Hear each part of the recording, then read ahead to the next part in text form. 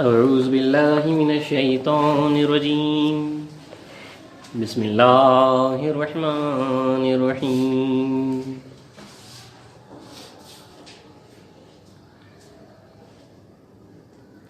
قل انی نہیت ان اعبد الذین تدعون من دون اللہ قل لا اتبع اہواءکم قد ضللت اذا وما انا من المہتدین۔ آپ کہہ دیجئے کہ مجھے اس بات سے منع کیا گیا ہے کہ تم اللہ کے سوا جن کی عبادت کرتے ہو میں ان کی عبادت کروں۔ کہہ دیجئے میں تمہاری خواہشات کی اتباع نہیں کروں گا، اگر ایسا کروں گا تو میں بے راہ ہو جاؤں گا اور راہ پانے والوں میں نہ رہوں گا۔ قل انی علی بینۃ من ربی وکذبتم بی ما عندی ما تستعجلون بی ان الحکم الا للہ یقص الحق وہو خیر الفاصلین۔ آپ کہہ دیجئے میں اپنے پروردگار کی روشن دلیل پر ہوں اور تم اس کی تکذیب کرتے ہو۔ میرے پاس وہ چیز نہیں ہے جس کا تم تقاضا کر رہے ہو، فیصلے کا حق تو اللہ ہی کو ہے، وہ سچی بات بیان کرتا ہے اور وہ سب سے بہتر فیصلہ کرنے والا ہے۔ قل لو ان عندي ما تستعجلون به لقضي الامر بيني وبينكم والله اعلم بالظالمين۔ آپ کہہ دیجئے اگر میرے اختیار میں وہ چیز ہوتی یعنی عذاب جس کا تم تقاضا کر رہے ہو تو میرے اور تمہارے درمیان فیصلہ ہو چکا ہوتا، اور اللہ ظالموں سے خوب واقف ہے۔ وَعِندَهُ مَفَاتِحُ الْغَيْبِ لَا يَعْلَمُهَا إِلَّا هُوَ وَيَعْلَمُ مَا فِي الْبَرِّ وَالْبَحْرِ وَمَا تَسْقُطُ مِنْ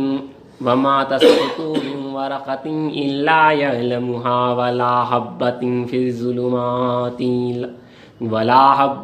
فِي ظُلُمَاتِ الْأَرْضِ وَلَا رَطْبٍ وَلَا يَابِسٍ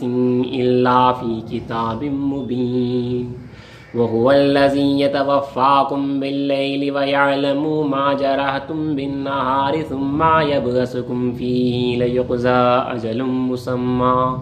ثُمَّ إِلَيْهِ مَرْجِعُكُمْ ثُمَّ يُنَبِّئُكُم بِمَا كُنتُمْ تَعْمَلُونَ۔ اور اسی کے پاس غیب کی کنجیاں ہیں، ان کو اس کے سوا کوئی نہیں جانتا، اور جو کچھ خشکی میں اور تری میں ہے وہ سب جانتا ہے، اور کوئی پتہ نہیں گرتا مگر یہ وہ اس کو جانتا ہے، اور زمین کی تاریکیوں میں کوئی دانہ ایسا نہیں جس سے وہ باخبر نہ ہو، اور کوئی ہری اور کوئی سوکھی چیز ایسی نہیں ہے مگر وہ روشن کتاب میں لکھی ہوئی ہے۔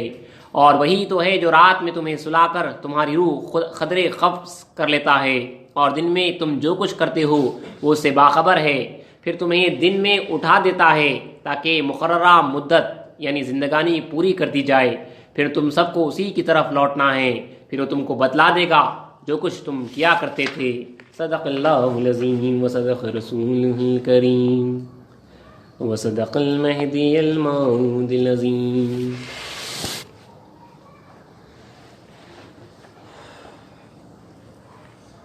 ہم سن رہے ہیں آداب بندگی۔ آداب بندگی میں نماز کے باب کا آغاز کیا گیا ہے، اس میں نماز کی فضیلت اور نماز کی اہمیت، نماز کی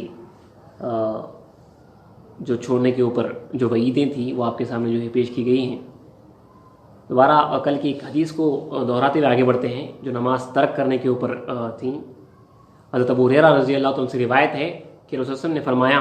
جو کوئی نماز پڑھنے کی سستی کیا، کاہلی کیا اور وہ نہیں پڑھا تو اللہ تعالیٰ اس کو 15 بلاؤں میں گرفتار کرے گا۔ اول 3 بلا دنیا میں، اور 3 بلا مرتے وقت، اور 3 بلا خبر میں، اور 3 بلا خدا کے دیدار ہونے میں۔ اول دنیا میں یہ ہے، اول اس کے رزق میں برکت نہیں ہوگی، دوم اس کی عمر میں برکت نہیں ہوگی، سوم اس کے منہ پر دین کی روشنائی نہ ہوگی، اور جو کچھ کے کمال اور بزرگی تھی اڑ جائے گی۔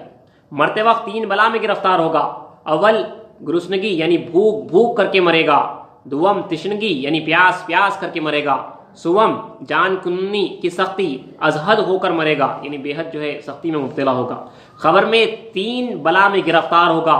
اول خبر اس پر تنگ و تاریک ہوگی اور پھسلیاں چور چور ہو جائیں گی، دوم اس کے واسطے دوزخ کے دروازے کھل جائیں گے، سوم قیامت تک فرشتے عذاب کرتے رہیں گے، اور خبر میں سانپ بچھو طرح طرح کے نظر آئیں گے اور اس بے نمازی کو کاٹیں گے۔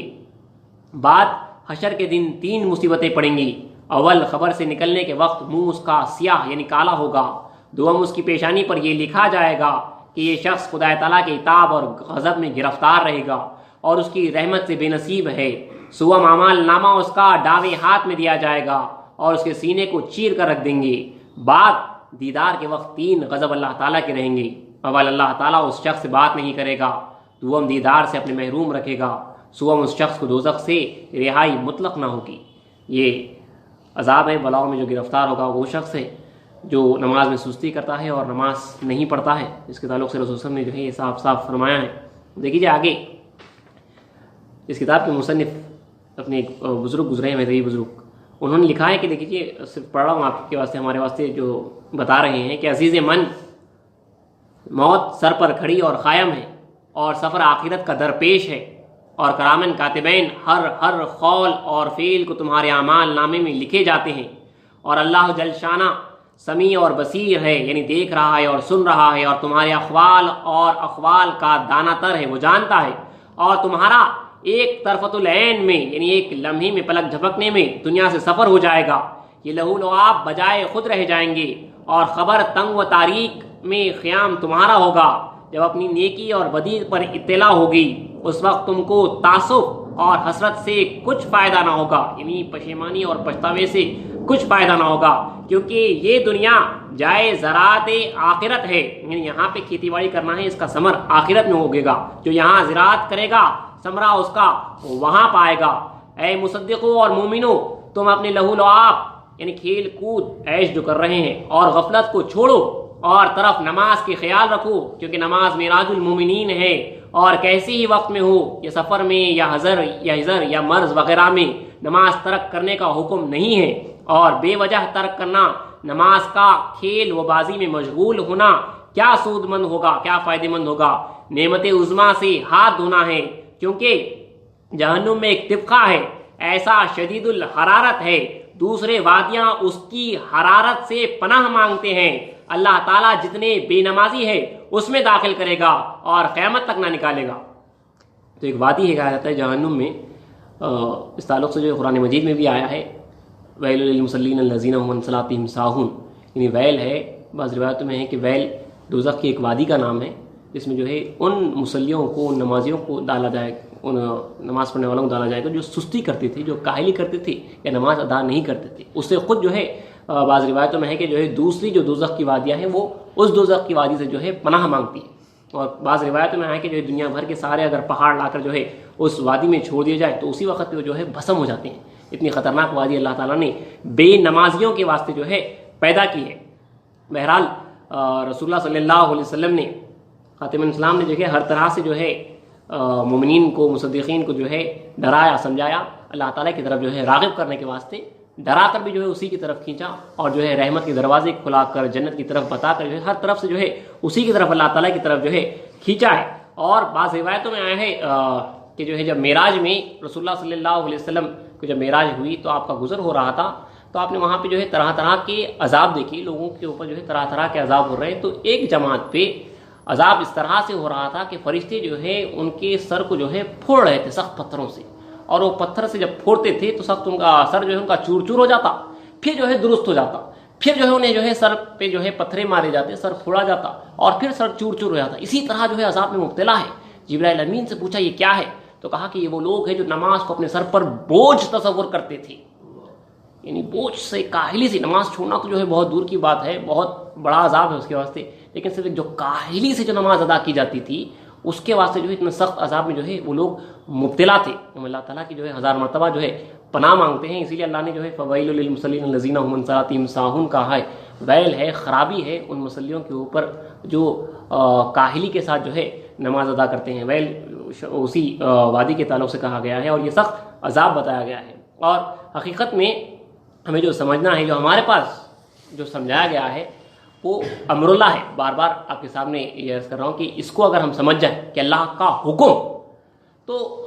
تمام جو ہے مسئلے حل ہو سکتے ہیں اس کے پیچھے، کہ اللہ کے حکم کی جو پرائرٹی ہوتی ہے، ہم پیدا اسی کے واسطے ہوتے ہیں، ہم اسی کے واسطے جو ہے ٹھہرے ہوئے ہیں، اسی کے واسطے جو ہے زندگی ہے ہماری، اسی کے واسطے جو ہے بندگی ہے، ہر چیز اسی کے واسطے. تو اس کا یہ حکم ہے واقیم الصلاۃ، جو بار بار جو حکم کر رہا ہے اس کے حکم کو جو نبھانا ہے اس کی فرضیت ہے، اور اسی کے تحت جو ہے یہ ثواب عذاب وغیرہ اس کے حکم ماننے اور اس کے حکم نہیں ماننے ہی کے اوپر ہے. آگے دیکھیے چند اور احادیث جو ہے آپ کے سامنے پڑھتا ہوں. یہ حدیث رسول صلی اللہ علیہ وسلم ہے جہاں پہ بتایا جا رہا ہے بندگان خدا کو کہ خدا تعالیٰ جو ہے اپنا وہ جو بندہ جو خشوع اور خضوع کے ساتھ، جو اخلاص کے ساتھ، کامل اخلاص کے ساتھ اس کو حکم بجا لانے کے واسطے جب نماز پہ کھڑا ہوتا ہے تو اللہ تعالیٰ اس کو کتنا ثواب بخشتا ہے. اب دیکھیے اس میں جو ہے الگ الگ جو ہے ثواب بتائے گئے ہیں. یہ حقیقت میں جو ہے اللہ تعالیٰ کی جو ہے خوشی ہے. اس میں جو ثواب، جو رکعت باندھنے پہ ثواب ہے، جو قیام میں ثواب ہے، وہ آپ کے سامنے پہلے پڑھتا ہوں، اس کے آگے تذکرہ کرتا ہوں کہ رسول صلی اللہ علیہ وسلم نے فرمایا، انس بن مالک رضی اللہ عنہ سے روایت ہے کہ جس وقت نمازی نماز کی نیت باندھ کر اللہ اکبر کہتا ہے، اللہ تعالیٰ اس کے تمام گناہ معاف کرتا ہے جیسا کہ ماں کے پیٹ سے آج ہی پیدا ہوا، اسی جیسا کہ جو ہے ماں کی پیٹ سے پیدا ہوا. یہ اس وقت جب وہ اللہ اکبر کہتا ہے اس کے پوری جلال اور عظمت کو تصور کرتا ہوا، ہر چیز چھوڑتا ہوا، دونوں جہاں کو جب اللہ اکبر کہتا ہے تب جو ہے پورا پاک ہو جاتا ہے. جب نمازی ثنا پڑھتا ہے، ثنا سبحان کا جب پڑھتا ہے تو جتنے اس کے تن پر بال ہیں، ایک ایک بال کو ایک ایک برس کی عبادت کا ثواب بخشتا ہے. اور جب نمازی رکوع میں آتا ہے تو اللہ تعالیٰ اس کو حج عمرے کا ثواب دیتا ہے. اور جب نمازی رکوع سے سر اٹھاتا ہے تو اس کو ایسا ثواب ہوتا ہے گویا اپنے بھاری بھاری سونا خیرات دیے موافق ثواب ملتا ہے، یعنی اس کے موافق اتنا ثواب ملتا ہے. اور جب نمازی جس وقت سمیع اللہ لمن حمیدہ کہتا ہے اس وقت اللہ تعالیٰ رحمت کے دروازے کھول دیتا ہے. اور جب نمازی جس وقت سبحان ربی الاعلیٰ کہتا ہے یعنی سجدے میں چلا جاتا ہے تو اس کو ایسا ایک باندی یا غلام خدا کی راہ میں آزاد کرنے کا جو ہے ثواب ملتا ہے. اور جب نمازی جس وقت تشہد پڑھتا ہے یعنی قاعدے میں بیٹھتا ہے تو اللہ تعالیٰ اس کو 1000 برس کی عبادت کا ثواب بخشتا ہے اور 1000 شہیدوں کا درجہ دیتا ہے. اور جب نمازی جس وقت سلام پھیرتا ہے تو اس پر اللہ تعالیٰ 8 جنت کے دروازے کھول دیتا ہے، اور قیامت کے روز جس دروازے سے جی چاہے اس دروازے سے داخل ہوا اور بغیر عذاب و حساب کی رہائی ہوگی، مگر چاہیے نماز نیک نیت کے ساتھ اور خشوع اور خضوع کے اور حضور دل کے ادا کرے اور بد خطروں کو دل سے دور کرے، یعنی برے خیالات کو دل میں آنے نہ دے. یوں سمجھنا چاہیے کہ خدا میرے روبرو ہے اور میں اس کے سامنے کھڑا ہوں اور وہ مجھے دیکھتا ہے. اس تصور کے ساتھ جو نماز ادا کرے، جو خشوع اور خضوع کے ساتھ، تو اللہ تعالیٰ دیکھیے اسے جیسا جیسا وہ آگے بڑھتے جا رہا ہے اس کو خدا تعالیٰ جو ثواب دے رہا ہے. اب دیکھیے ایک بادشاہ ہے، اس کے سامنے جو ہے ایک جو غلام ہے اس کی جو ہے تعریف کر رہا ہے، اس کی ثنا کر رہا ہے، تو وہ ہر تعریف اور ہر ثنا پہ ایک لفظ پہ جو ہے انعامات ادا کر رہا ہے. تو بعض بندے ہوتے ہیں جو انعامات کے اوپر جو ہے نظر رکھتے ہیں، اور ایک ہوتا ہے کہ جو ہے اس کی لمحہ لمحہ جو ہے خوشی کو دیکھ رہا ہے، اس کے چہرے کو دیکھ رہا ہے، اس کی خوشی اور چہرے کو. یہ حقیقت میں جو ہے اس کی خوشی، اس کی چہرے کی خوشی ہے، اس کو جو ثنا کرنے پہ جو خوشی عطا ہوتی ہے وہ اللہ تعالیٰ نے جو ہے یہ انعامات جو عطا کر رہا ہے، اس کو پاک کر رہا ہے، اس کو حج اور عمرے کا جو ثواب دے رہا ہے، سونا خیرات کرنے کا جو ثواب رہا ہے، یہ اللہ تعالیٰ جو ہے خوش ہو رہا ہے. تو جو مہدوی حضرات ہوتے ہیں ہمارے پاس جو یہی تعلیم ہے، اس کی خوشی، اس کی رضا، اس کا چہرہ جو دیکھنا ہے، وہ عاشقان خدا جو ہے اس کے چہرے کے اوپر جو ہے نظر رکھتے ہیں. تو بہرحال لکھا ہے کہ جو ہے خدا کے جو ہے روبرو کھڑے ہیں اور اس کے سامنے جو ہے کھڑا ہوں اور وہ جو ہے مجھے دیکھتا ہے. اس تصور کے ساتھ جو نماز ادا کرے گا اسی کے واسطے جو ہے بے حد ثواب ہے. آگے تھوڑا سا اور آگے بڑھتے ہوئے چند روایتیں نماز جماعت کے ساتھ جو احکام نماز جماعت ہے وہ تو آپ کو الگ سے بیان کی جائیں گے، لیکن جماعت کی نماز کا جو اہمیت ہے اس کے تعلق سے جو ہے چند روایتیں آپ کے سامنے پڑھتے ہوئے جو آج کی نشست کو ختم کیا جائے گا. کہ اللہ تعالیٰ نے قرآن مجید میں تو جو ہے جماعت کا حکم دیا ہے، ورکعوا مع الراکعین، اور رکوع کرو تم رکوع کرنے والوں کے ساتھ. یہ جو ہے خدا تعالیٰ کا حکم ہے. حدیث شریف میں ہے کہ نبی کریم صلی اللہ علیہ وسلم نے مرد کی ایک نماز جماعت کے ساتھ فرمایا کہ مرد کی ایک نماز جماعت کے ساتھ زیادہ ہے ثواب میں تنہا پڑھنے سے 120 نمازوں سے. اگر آدمی تنہا نماز پڑھتا ہے اور جو ہے جماعت کے ساتھ نماز پڑھتا ہے تو دونوں میں جو ہے 120 نمازوں کا جو ہے فرق ہے، اتنا بڑا فرق. یہ جماعت کی نماز کا ثواب ہے.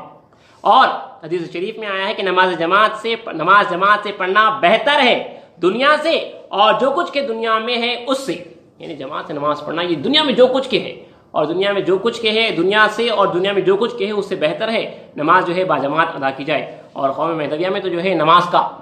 جو اہتمام کیا جاتا تھا، جو جماعت کی نماز کا جو اہتمام کیا جاتا تھا، انشاءاللہ ہم کل کی نشست میں سنیں گے کہ جو ہے اس کی اہمیت، جو امر اللہ کی جو اہمیت تھی، خلیفۃ اللہ مہدی موعود علیہ السلام نے جو ہے اذان کی آواز پہ آپ نے جو ہے ہاتھ میں کا لقمہ جو ہے صحنک میں ڈال دیا۔ اسی طرح جو ہے صحابہ کا عمل رہا ہے، انہوں نے جو ہے کوئی کام نہیں کیا، یہاں تک کہ اس قوم میں جو یہ شرط لگا دی گئی اگر تم کسب بھی کرو گے، نوکری بھی کرو گے، تو اذان کے بعد خدا تعالیٰ کے قول کے بعد جو ہے تمہارے اوپر جو ہے کسب حرام ہے، جب تک کہ تم جو ہے اس کے حکم کو نہ بجا لو۔ یعنی اس نے کہہ دیا حی علی الصلاۃ کی جب آواز آئی، ذرا اللہ کا جو ہے حکم لگ گیا، تو آپ بس کاسب کا جو کام ہے، نوکری کرنے والے کا کام ہے کہ پہلے جو ہے اس کے حکم کو بجا لاؤ، اس کے بعد جو ہے دوسرا کام کرو۔ اور خشیت اور اسی کے ساتھ جو ہے نماز ادا کرنے پہ جو ہے یہ ہر چیز جو مل رہی ہے وہ خشوع اور خضوع ہے۔ اللہ چاہا تو اس کے اوپر جو ہے آخری میں جب نماز کی تفصیل ختم ہوگی اس کے بعد ہم گفتگو کریں گے، جہاں پہ رسول اللہ نے فرمایا کہ لا صلاۃ الا بحضور القلب، یعنی نہیں ہے نماز بغیر قلب کے حاضر ہونے کی، حضور قلب کی۔ اس کی جو تفصیل اللہ چاہا تو ہم جو ہے بعد میں سنیں گے۔